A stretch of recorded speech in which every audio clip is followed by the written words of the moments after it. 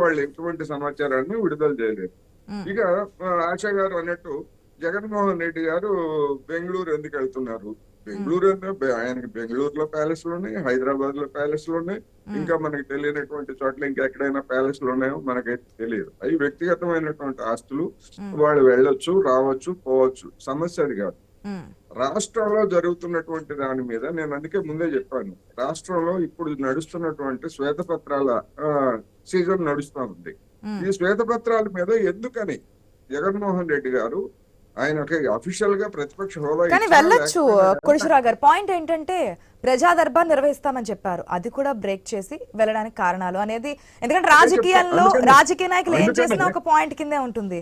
దానికి తోడు షర్మిల కూడా సిస్టర్ స్వయంగా చెల్లెలు కూడా షర్మిల ఏ విధంగా వైఎస్ఆర్ టీపీని విలీనం చేసినప్పుడు కర్ణాటక నుంచే నడిపారో, అది కూడా డికే శివకుమార్ నేతృత్వం నుంచి ఏ విధంగా నడుపుకుంటూ వచ్చారో, అటువంటి సిచ్యువేషన్స్ లో ఇప్పుడు వైసీపీ కూడా ఉండబోతుంది. గతంలో కొంతమంది టీడీపీ నాయకులు చెప్తున్నారు అనేక డిబేట్స్ లో వైసీపీని కాంగ్రెస్ విలీనం చేస్తున్నారు, ఈ విధంగా నడుపుతున్నారని. ఇప్పుడు నీరు మరుగుతున్నప్పుడు ఆ నీటిలో జరిగేటువంటి పరిణామం ఏంటో మనకి తెలియదు. అది 100 డిగ్రీలు దాటిన తర్వాత ఆవిరి రూపంలో బయటకు వచ్చినప్పుడు మాత్రమే ఆ పరిణామం జనానికి తెలుస్తుంది. అందువల్ల వైసీపీలో గాని, లేదా కాంగ్రెస్ లో గాని, బీజేపీలో గాని, తెలుగుదేశం పార్టీలో గాని అంతర్గతంగా జరిగేటువంటి మదనం జరిగిన తర్వాత ఒక స్థాయికి వచ్చిన తర్వాత మాత్రమే బయటికి ఏ రూపంలో వస్తుందని తెలుస్తుంది. అందుకని జగన్మోహన్ రెడ్డి గారు అసెంబ్లీ సమావేశాలు కూడా ఉన్నాయి కదా, దాని గురించి ఏమన్నా ఈ పర్టికులర్ టైంలో వెళ్తున్నారా అనేది వాదన వస్తోంది.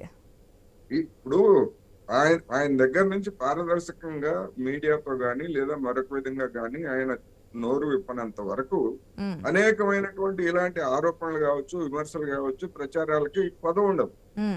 అందుకని అటువంటి వాటికి తెరదింపాలి. నేను అందుకనే గతంలో కూడా చెప్పాను, జగన్మోహన్ రెడ్డి గారు ఇప్పటికైనా జన జీవితంలో కలవాలి. ఆయన ఇంకా తన చుట్టూ, తన కోటరీ చుట్టూ ఉంటే ఆయన చాలా ఇబ్బంది పడతాడు. జన జీవితంలో కలవటం అంటే ఏంటి? మీడియాతో మాట్లాడాల.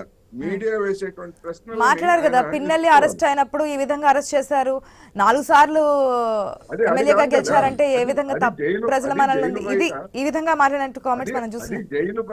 జైలు బయట జర్నలిస్టులు వెళ్ళినప్పుడు జర్నలిస్టులతో మాట్లాడారు, కానీ జర్నలిస్టు ప్రశ్నలు లేదా ప్రెస్ కాన్ఫరెన్స్ చంద్రబాబు నాయుడు గారి మీద మాదిరి ప్రెస్ కాన్ఫరెన్స్ పెట్టలేదు.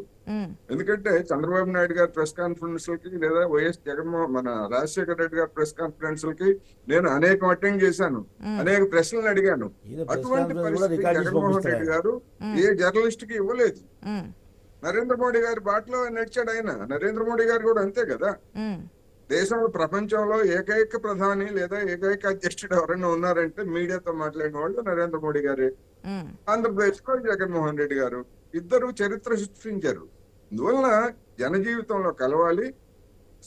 సమస్యల మీద ఇప్పుడు 4 వీటి మీద జగన్మోహన్ రెడ్డి గారి స్పందన ఏమిటి? 0. అందువలన ఆ పార్టీ ప్రతినిధులు ఏమైనా మాట్లాడవచ్చు, లేదా వాళ్ళకున్న స్వేచ్ఛను నేనైతే కాదన్ను. కానీ జనం ఏ విధంగా తీసుకుంటారనేటువంటిది కూడా చూడాలి. భూ కబ్జాలు కావచ్చు, లేకపోతే మరొకటి కావచ్చు. ఉదాహరణకి పోలవరం గురించి చెప్పారు. పోలవరం గురించి ఇప్పుడు ఏం చెప్తున్నారు? డయాఫ్రమ్ వాల్ కట్టడానికి, దెబ్బతిన్న డయాఫ్రమ్ వాల్ కట్టడానికి కేంద్ర ప్రభుత్వం అనుమతి ఇవ్వలేదని చెప్తున్నారు. ఏం చేశారు? 5 సంవత్సరాల పాటు మీరు అధికారంలో ఉండి ఎప్పుడైనా ఆంధ్రప్రదేశ్ ప్రజలకి డయాఫ్రమ్ వాల్ దెబ్బతింటే కట్టడానికి మేము అడిగితే పర్మిషన్ ఇవ్వలేదు అని చెప్పి ఎప్పుడన్నా చెప్పారా? చెప్పలేదు. అదే విధంగా ఇప్పుడు చెప్తున్నారు దాని కాస్ట్ పెరిగిపోయింది అని. కాస్ట్ ఎప్పుడు పెరిగిపోయిందని చెప్పారు? చంద్రబాబు నాయుడు గారు అధికారంలో ఉండగానే 2019 ఫిబ్రవరిలో టెక్నికల్ కమిటీ 55,000 కోట్లకి కాస్ట్ పెరిగిందని చెప్పేసి ఆ రోజే చెప్పింది. ఆ 55,000 కోట్లని ఆమోదింపజేయడానికి కేంద్ర ప్రభుత్వం మీద, ప్రధానమంత్రి మీద ఎప్పుడైనా మీరు మాట్లాడారా? ఎప్పుడైనా ఒత్తిడి తెచ్చారా? ఏమీ లేదు. ఒకవేళ శ్వేతపత్రానికి కౌంటర్ గా రాకపోతే ఇదే వాస్తవం అని చెప్పి నమ్ముతారు కదా, గతంలో ఇంత తప్పు నమ్ముతారు. వాళ్ళు శ్వేతపత్రాలు ఇవ్వలేదు, వీళ్ళు ఇచ్చినటువంటి శ్వేతపత్రాల మీద కనీసం నోరు మెదపలేదు. అందుకని జనానికి ఉన్నటువంటి ప్రత్యామ్నాయం ఏమిటి? వాటిని నమ్మటమే. ఒకవేళ అది వాస్తవం కాదు అనుకుంటే జనానికి కూడా విచక్షణ ఉంటది, గుడ్డిగా ఏది నమ్మరు. నేను అందుకే మిగతా 3 సాక్ష్యాధారాలతో సహా శ్వేతపత్రాలు విడుదల చేస్తున్నాం కదా. మిగతా 3 శ్వేతపత్రాలు వేరు, ఈ భూ కబ్జాలు దీని మీద విడుదల చేసినటువంటి శ్వేతపత్రం వేరు. దీన్ని జనం పూర్తిగా నమ్ముతారా అంటే దీని మీద నిర్దిష్టమైనటువంటి కేసులు నమోదు చేసినప్పుడే జనం నమ్ముతారు. నిన్న కూడా చెప్పారు కదా, ప్రత్యేకంగా యాక్టే తీసుకొస్తున్నామని చెప్పారు ఈ ల్యాండ్ కి సంబంధించి. ప్రత్యేకంగా యాక్టే తీసుకొస్తున్నాము, ఎవరికి ఎటువంటి నష్టం జరగదు, ఒకసారి చెక్ చేసుకోండి అనేది చెప్పడం కాదు. ఇప్పటికే చట్టాలు ఉన్నాయి, ఉన్న చట్టాలనైనా ఉపయోగించాలి, కొత్త చట్టాన్ని తెచ్చైనా గానీ వెంటనే ఇమ్మీడియట్ యాక్షన్. ఎందుకంటే చంద్రబాబు నాయుడు గారు ఏం చెప్తున్నారు, నేను అధికారానికి వస్తే వెంటనే సంపదను సృష్టిస్తాను, లేకపోతే అభివృద్ధి చేస్తాను తెల్లవారేసరికి అని చెప్తున్నారు కదా. అదే స్పీడ్ ఈ భూ కబ్జాల మీద ఎక్కడ